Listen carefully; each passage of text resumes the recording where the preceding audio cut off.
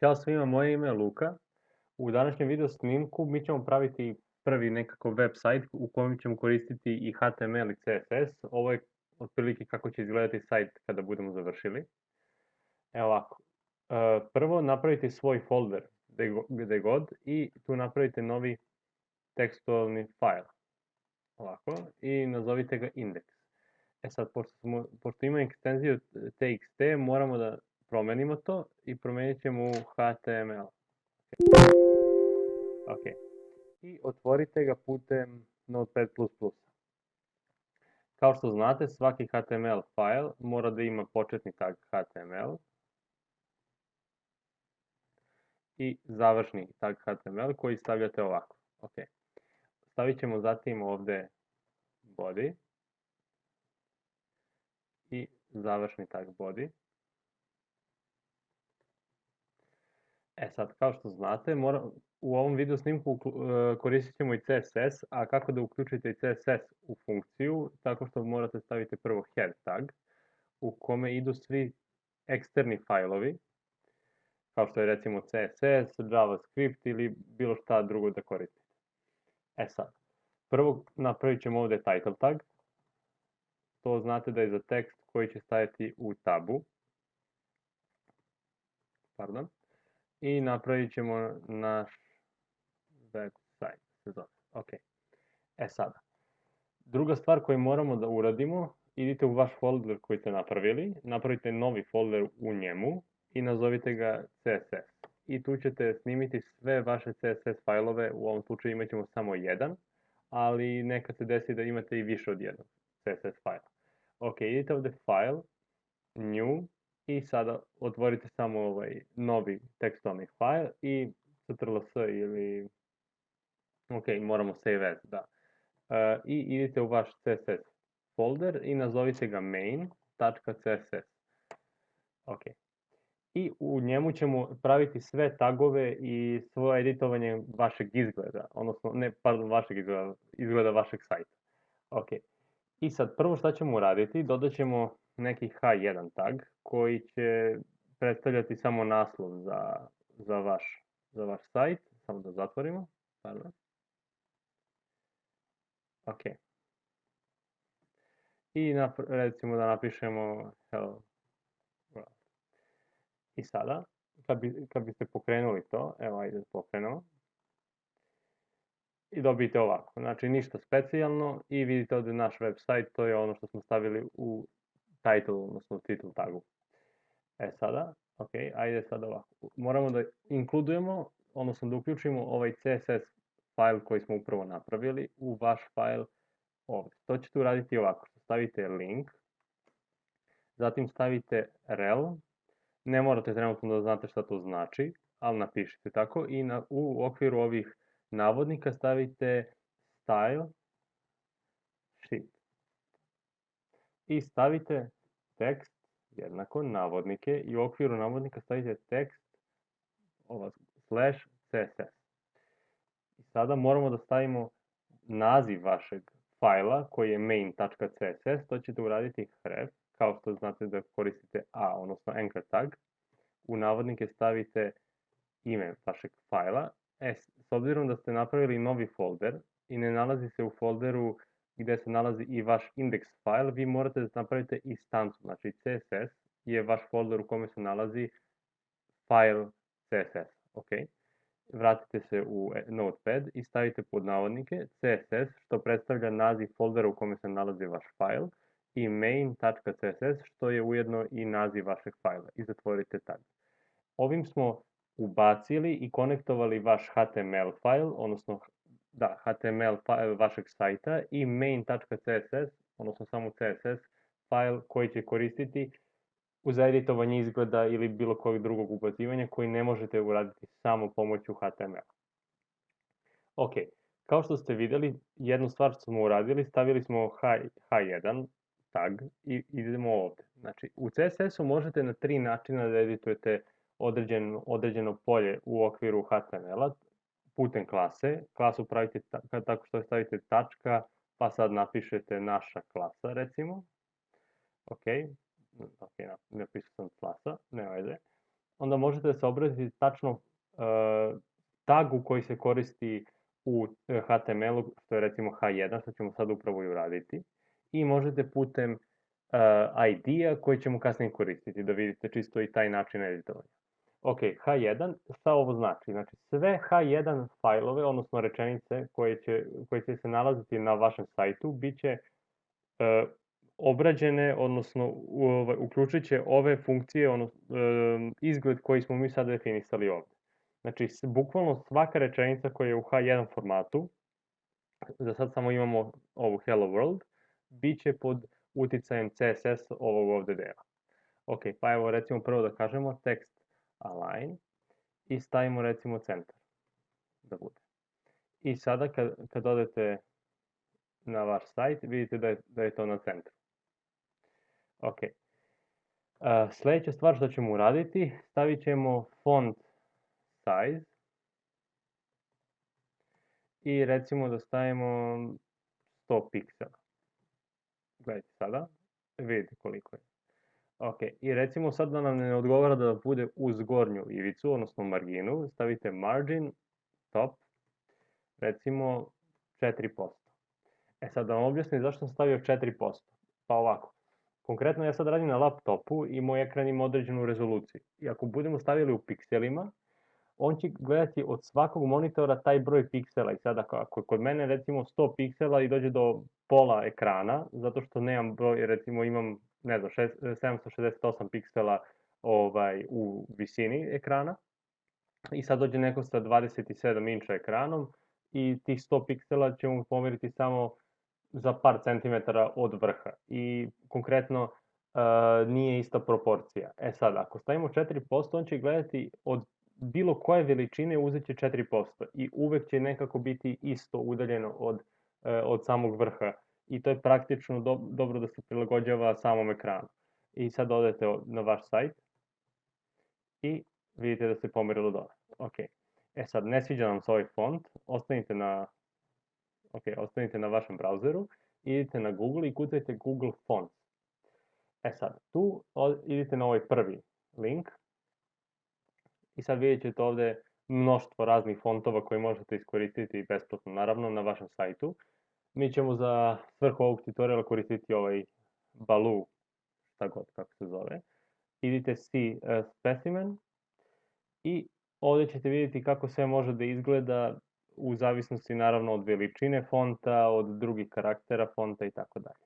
Idite Select this font i otvorit će vam se ovde ovako linija, Family Selected, idite tu i sad ovde imate tačno kako da ubacite na vaš sajt. Prvo je ovde, ovaj link, pa sada ostatak koji samo uzmete i kopirate, idite sada u vaš ovaj Notepad++ i idite na stranu HTML-a. I sad ispod ovog linka koji ste napisali kako biste ubacili vaš CSS, samo kopirajte, odnosno pastujte ovaj link koji ste uzeli sa Google Fonts. Ok? I vratite se ovde i vidite ovde sad ovako. Ovde su nam oni rekli kako mi da koristimo taj Google Fonts iz CSS. Vidite. Samo kopirajte ovo i vratite se u vaš Notepad. Idite sad u CSS i sad kažemo ovde, ok, vratite se sada na vaš sajt. Ok, idemo na naš sajt i sada pogledajte. Promenio se font i sad i taj font, onaj koji smo ubacili sa Google. Možete zatvoriti ovaj tab sa Google fontovima, nećemo koristiti više. E sada, nova stvar koju ćemo uraditi, evo recimo ne sviđa nam se da nam bude bela pozadina za body, odnosno za ceo sajt, i kucajte body i background color, pa nek nam bude to za sada, evo recimo pink. Mislim da radi, evo radi. Ok, s obzirom da nam se verovatno ne sviđa ova boja, idemo evo ovako ovde. Idite na ovaj sajt, generalno kucajte na Google Hex Colors i idite na ovo drugo, CSS Legal Color Value. Ok, nije tu. Ok, idite na prvi link, Color Picker, i sad ovde imate razne boje u različitim formatima i možete iskoristiti bilo koju. Mi evo recimo da koristimo neku varijantu zelene. Ne sviđa mi se ta, ajde da koristimo evo ovo. I sad ovako, ovaj ovde format koji počine sa hashtagom, odnosno tarabicom i recimo 6 nekih karaktera, to jesu karakteri heksadecimalnog zapisa. Ako se bavite informatikom, verovatno znate taj zapis i on ima određenu vrednost. Ta vrednost je ova boja i sad kad, evo recimo, da uzmemo ovu neku tamniju varijantu, ajde ovu, i samo kopirajte.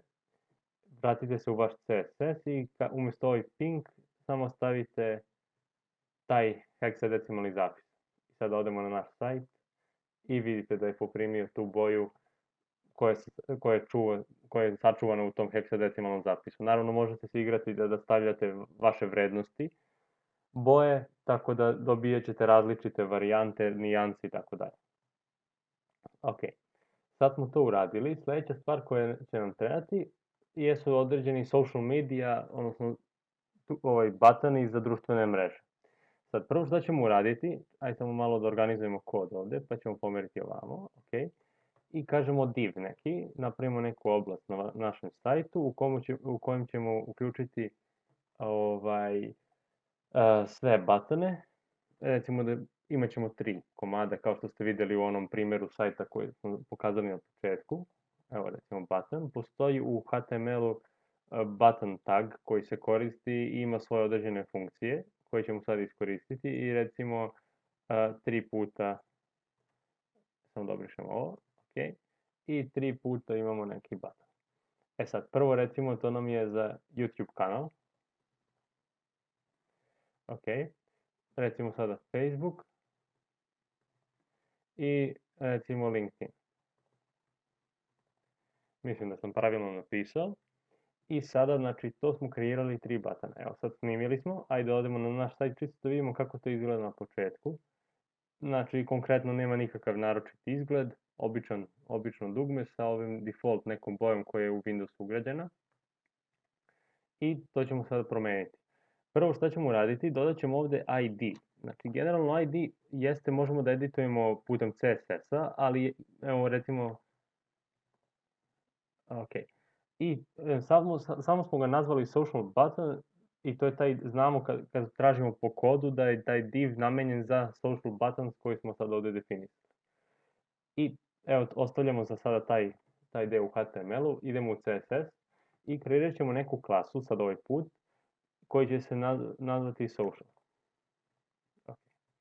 Evo ovako, kako se kreira klasa? Tako što stavite tačku na početku i neko vaše proizvoljno ime. Ne morate ovako kako sam ja nazvao, možete potpuno nešto random da stavite.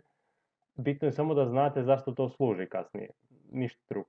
I evo recimo, ne znam, da počnemo sa width, da stavimo nekih 150 piksela, da napravimo malo veće ove batone. Zatim stavimo height, neka bude nekih 90 piksela. Ja mislim da je jedno Facebook, mislim, da, duže je, tako, aj kažemo 170 piksela, neka bude. I sada moramo da stavimo da se obraća određenom buttonu. Idite u vaš HTML, sad u okviru ovog prvog otvarajućeg taga za button, stavite ovako razmak i napišete class, vidite imate ponuđeno već, jednako, navodnike, i sad u okviru navodnika stavite samo ime bez tačke, nazvali smo ga social, ok, i idete sada na vašu stranicu. Vidite kako je konkretno ovo dugme promenilo oblik zato što smo mi definisali i širinu i visinu tog dugmeta u CSS-u. Ok, sljedeća stvar što ćemo uraditi, stavit ćemo recimo neku veličinu fonta, neka to bude recimo nekih 35 piksela, mislim da je to i sasvim dovoljno. Da, jest. I stavit ćemo ovaj font isti ovde, da se obraća i buttonu pojedinačno. Evo vidite, sad je promenilo to, ali konkretno vidite da smo samo ovo prvo dugme ovde stavili da ima uticaj ove klase. To ćemo morati da uradimo i za ovo ovde dugme. Znači, šta uradimo to? Kopiramo ovaj ovde sadržaj. Slobodno možete i napisati ponovo, nikakav problem, nego čisto da ne gubimo vreme. i kad se vratite na vaš sajt vidite da je svako dugme dobilo svoju karakteristiku koja je uređena prethodno u CSS-u. Ok, i sada možete se igrati sa različitim stvarima. Imate na ovom V3 School, ja mislim da se tako zove sajt, svakakve komande koje možete eksperimentisati i praviti vaše izglede batona, ne znam, možete i ivicu da mu sklonite i tako dalje. Evo recimo sad da malo bude zanimljivo, stavit ćemo background color da bude transparent, što je znači nevidljiva boja konkretno. I vidite da je poprimilo ovu ovde boju sa strane, odnosno pozadine. E sad, jedna stvar koju morate da znate, u okviru CSS-a kada editujete, svaki element koji smo dodali prethodno u HTML-u, on pravi određenu gornju marginu. I sada kada stavimo recimo da hoćemo da pomerimo ove batone ka dole, on će posmatrati ne ovu ovde marginu koja je predviđena kao površina celog sajta, nego će gledati ovu marginu koja je nastala nova kada smo ubacili ovaj Hello World naslov. Znači vidite ova ovde margina i ono će nju posmatrati kao marginu koja će uticati na poziciju ovih ovde batona. Znači ništa drugo. Ok. Sledeća stvar koju ćemo uraditi, promenit ćemo boju pozadine ovih batona kada hoverujemo preko njih, kada pomeramo miša preko njih. Idite, vratite se u vaš CSS i sad jedna stvar, znači imate ovako, stavite ponovo, izađete iz ovog odeljka koji je predviđen za ovu klasu, opet stavite social i sad stavite dve tačke, hover, i generalno šta to kaže? Aha, znači onaj element koji je predviđen, koji je pod uticajem ove klase, kad stavim hover, odnosno kad pređem mišem preko njega, neki drugi efekat će se premeniti na njega. Znači ništa spektakularno, samo naučite ovu sintaksu i to je to. Evo recimo da stavimo, evo kopirat ćemo ovo. Ok. I neka bude red. Ok. Ajde recimo još jednu stvar da promenimo, ovde stavimo color, koji se odnosi na boju slova. U suštini ja mislim da već je crno, nema potrebe da menjamo, a ovde ćemo staviti color white. Ok, vratite se na sajt, refreshujte i vidite sada. Znači kako hoverujemo i menja se pozadina batona u crvenu i menja se ovaj sadržaj, odnosno boja teksta u belu. Znači to je jednostavna funkcija koju smo uspeli samo tako što smo uradili u CSS. Sledeća stvar koju ćemo raditi, postavit ćemo ove batone na sredinu i to je to. Znači, generalno sad znate da se ti batoni nalaze u ovom divu i nezgodno je sada možemo da kažemo ok, ajde sada pomerimo ovaj baton u desno, ali će on uticati i na ova dva i onda će posebno ova dva da se pomeraju. To ne želimo da uradimo, tako da ćemo generalno ceo ovaj div da pomerimo od leve margine. Vratite se u CSS i sad ćemo uraditi novu stvar. Znači treća varijanta kako možete menjati izgled sadržaja sa vašeg sajta jeste preko ID-a i sad nazvaćemo social button, mislim da se tako zove. Mislim da je tako. Da. Ok. Znači, kako se obraćate ID-em, tako što stavite hashtag i nazovete neki ID generalno, a u HTML-u umesto class, kao što smo ovde iskoristili, kažete ID jednako, pa sad u navodnicima to ime ID-a koje smo ovde iskoristili u CSS-u. I kažemo ovaj margin left, nekih 15%, mislim da će biti sasvim dovoljno. I kažemo ovako, ok, bit će potrebno još, 20. Znači morate da eksperimentišete generalno, pošto niko ne može da zna tačno koliko će biti potrebno da se stavi u početku. To je evo, recimo da smo sad zadovoljni sa izgledom. I to bi bilo to za sada. Znači imamo ta tri batona na sredini i generalno zašto smo stavili ovih 30%, kao što smo stavili ovde 4%, on će od svakog monitora na kom bude se pokretao sajt i bude reprodukovan sajt, on će stavljati i meriti 30% od broja piksela koji će biti za dužinu tog monitora. Znači uvijek će uzimati 30%. I sada u ovom slučaju, pošto imamo 3 batona, on ova dva će zanemariti i gledat će ovu ovde marginu, koja je napravljena prvim batonom, i pomerat će je od ivice monitora, što znači da odavde do prvog batona ima tih nekih 30%, naravno od ovog i do ovog ima mnogo više, recimo do ovog 50, ja mislim čak ima i ako ne i više.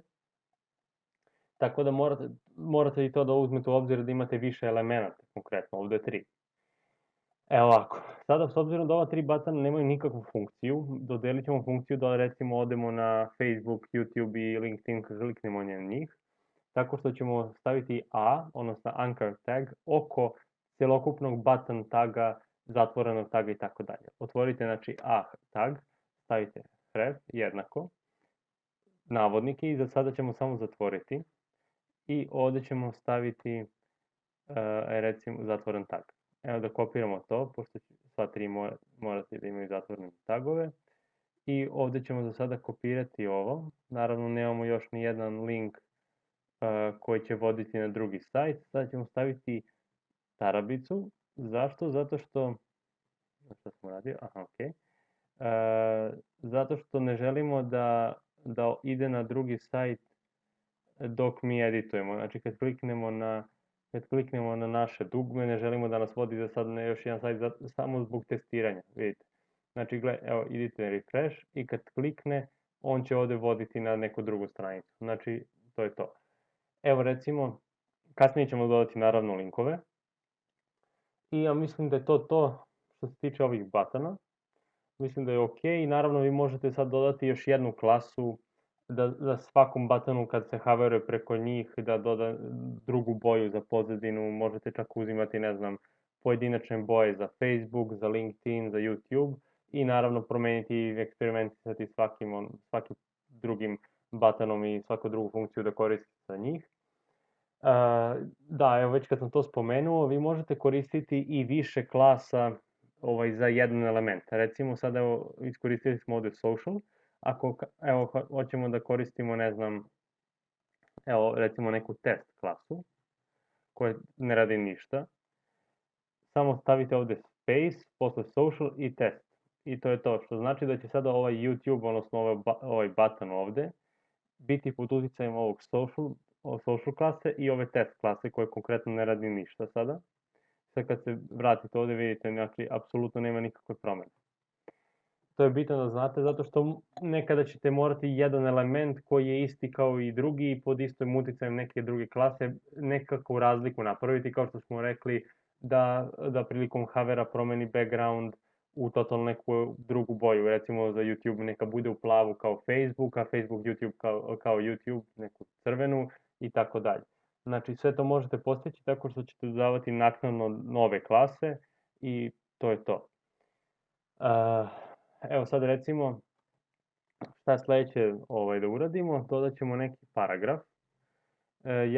Ja mislim kad sam pravio ovaj sajt na početku uradio ovaj neki paragraf, čisto da ne idem sad na sajt pošto konkretno ne znam gde sam kopirao, aj samo ću ovde kopirati ponovo sa prethodnog sajta koji sam pokazao na početku i sad evo sklonio sam tu klasu čisto, mi ćemo i kodirati ponovo. Znači imamo određenu klasu koja apsolutno nema nikakav efekat i potpuno je normalna kao što kada napišete neki tekst u HTML-u.